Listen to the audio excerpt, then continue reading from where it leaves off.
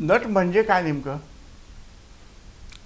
काय बरं काय की माझी व्यक्तिशः श्रीकांत मोघे या व्यक्तीची जी काय सुखदुःख असतात ती बाजूला ठेवायची आणि दुसऱ्याचं कोणाचं तरी दुःख आणि ती सुखदुःख ही आपली मानायची, नुसती मानायची नाहीत, तर आपली व्हायची आणि टोटली आपलीच आहेत असं समजून त्याच्यात ज्याला शिरता येतं तो नट.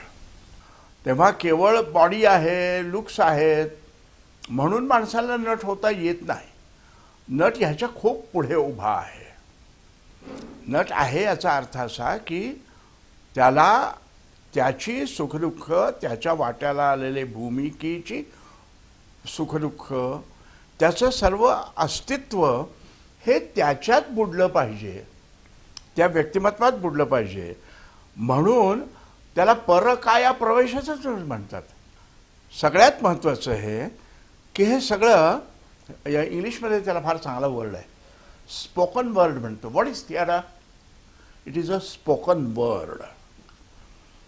म्हणजे तुम्हाला जे काही म्हणायचं आहे ते शब्दातून प्रतीत होणं. म्हणून सुधीरचे फार चांगले शब्द आहेत. तो म्हणतो की शब्दांना नसते दुःख, शब्दांना सुखही नसते. शब्दांना नसते दुःख, शब्दांना सुखही नसते. ते वाहतात जे ओझे ते तुमचे माझे असते. तेव्हा ते शब्द ज्याला जिव्हारी जडतात, पेलता येतात आणि प्रोजेक्ट आउट करता येतात, तो नट होतो. शब्द सुधीरचे शब्द आहेत. शब्दांचे डसता नाग, शब्दांचे डसता नाग, शब्दांचे भिनता भोग, मग अशब्द निशब्द आला. माझं म्हणणं असं आहे की अभिनयात येते जाग. इतक्या अनंत भाषा निर्माण कशा झाल्या असतील?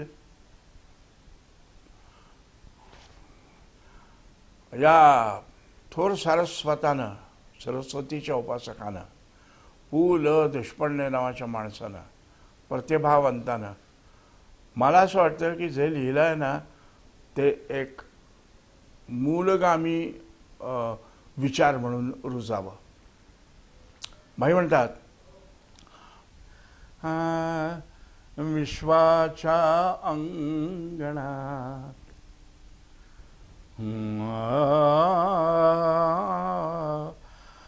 विश्वाच्या अंगणात मुक्त मनाने विहरत होते, होते स्वरबारा, होते स्वरबारा,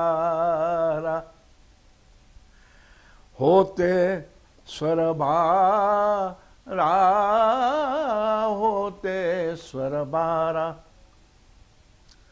तरुवरुनी गिरीवरुनी, तरुवरुनी गिरीवरुनी, सप्तसागरावरुनी,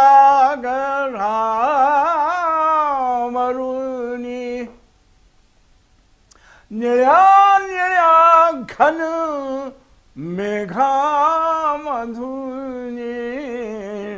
मुक्त मनाने विहरत होते, होते स्वरबारा, होते स्वरबारा.